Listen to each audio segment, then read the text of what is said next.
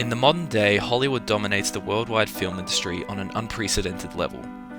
This level of control over the market was not always existent, however, with a series of factors shortly after the inception of cinema laying the foundation for Hollywood to reign supreme. So how has it become that regardless of language spoken or local culture, domestic film markets across the world fail to beat the Hollywood juggernaut?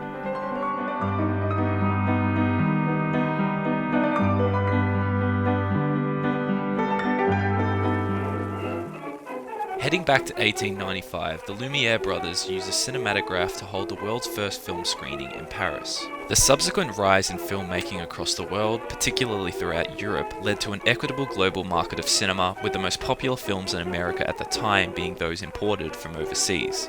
Countries began establishing their own national cinema and filmmaking identity through the aesthetics and stories told in their films. In the early days of cinema, the American film industry was struggling to compete domestically, let alone internationally.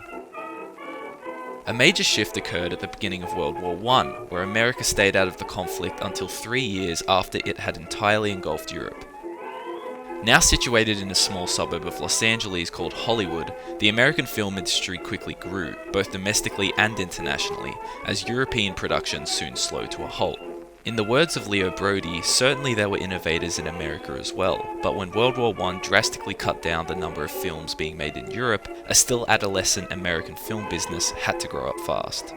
By the 1920s, 80% of films worldwide were being produced in America, leading to famous figures in foreign cinema such as Emil Jannings and Ernst Lubitsch migrate to Hollywood to pursue their craft. Furthermore, with the advent of sound and filmmaking, foreign films became less popular with American audiences as they came to prefer English-speaking movies ahead of European ones, creating an increased demand for domestic product.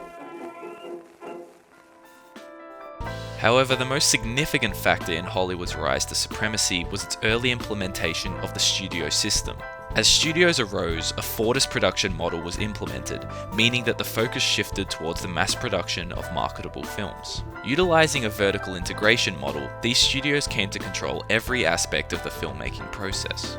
Actors and directors were contracted to studios, films were produced entirely within studios, and these movies were screened in cinemas owned by the studios. Thus, total control was exhibited over talent, production, and distribution. In the words of Richard Ward, from very early in its development, the American motion picture industry functioned as an oligopoly. Due to this control over the market, profits for these studios essentially became assured, leading to greater investment which consistently edged out foreign competitors in the decades to come.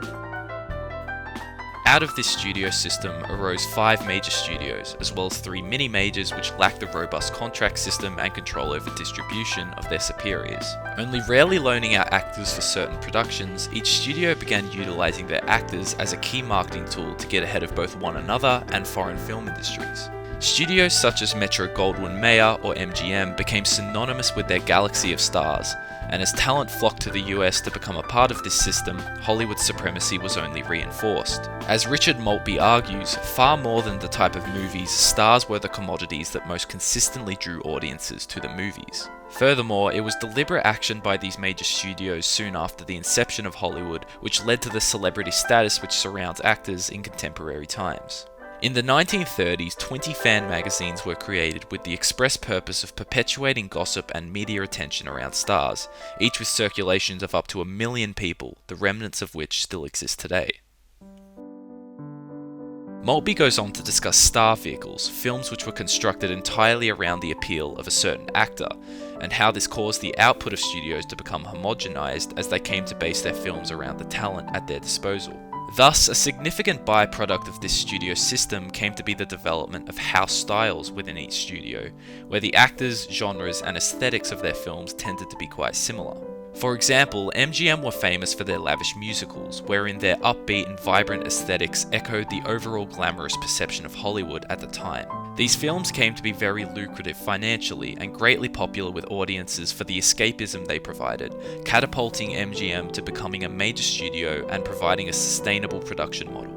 Financially unsuccessful films, such as The Wizard of Oz, were offset by the consistent flow of major successes preceding and following them, such as Gone with the Wind of the same year. Zoe Vanderplug's analysis of MGM's success scrutinizes how they carefully cultivated an image surrounding the studio, with her case study being their utilization of one of their flagship actors, Greta Garbo. In what Vanderplug refers to as the Garbo Formula, MGM came to exhibit a significant degree of control over their galaxy of stars. After Garbo's first successful film, MGM forced the actor to redo her hair and makeup, lose weight, and receive dental work to uphold an image more befitting of an MGM star. As Vanderplug puts it, stars became assets or economic resources that produced value and reduced risk.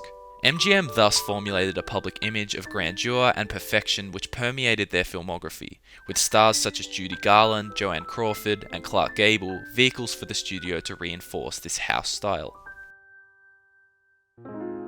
This notion can be analysed too through a smaller studio such as Universal Pictures, who came to be known for their monster films, delving into the horror genre with films such as Frankenstein, Dracula, and The Mummy. Kyle Edwards' academic journal into the rise of Universal scrutinises this house style and how it arose, citing the need to differentiate their product as a key factor. In his words, the company needed to develop an identity that could help it gain a foothold in the major market. The solution was the horror genre, which would consist of pictures with sensationalistic subject matter, socially taboo themes, and sadistic and grotesque characters. Thus, Universal films tended to follow an identifiable protagonist under the threat of an evil, inhuman being. Universal's venture into the horror market began after their attempted foray into the romance and musical genres, where it quickly became apparent after a series of financial failures that they were unable to compete with the likes of MGM and RKO Pictures. By focusing their production to this specific type of film, Universal were able to grow efficient in their creation of horror films. Skills, storytelling, and cinematic techniques were shared between films, which under a Fortis production model allowed for greater mass production. Furthermore, this likeness in films within a studio led to their contracted stars playing similar roles on multiple occasions, allowing them to refine their performance and creating a recognizable brand around their talent as well as themselves. For example, Boris Karloff, one of Universal's few big-name contracted stars, came to play a murderous mummy, a bloodthirsty Satanist, and Frankenstein's monster on multiple occasions. Other Universal stars such as Bela Lugosi also became typecast as the monstrous villain after his role as Dracula, leading to him subsequently performing as an evil scientist and a demented blacksmith. Similar to contemporary studios such as Marvel and Blumhouse, it was this repetitive nature of Universal and MGM's output across their filmography as studios which communicated to viewers what they may expect going into one of their films. This capacity to draw in niche audiences who supported not just individual movies but entire studios is a power of Hollywood which has allowed it to dominate the worldwide filmmaking landscape. The effect of Hollywood's dominance has stretched far beyond the realm of cinema, with America in many ways now considered to be the cultural center of the Western world. Film theorists such as Thomas Schatz have criticized the way in which this has transpired, comparing Hollywood to the state apparatus capable of manipulating a subservient audience. In his words, in their formulaic narrative process, genre films celebrate the most fundamental ideological precepts. They examine and affirm Americanism with all its rampant conflict, contradictions, and ambiguities. Thus, in many ways, Hollywood's supremacy has become somewhat indefinite, as American culture has grown inseparable from the medium of film itself.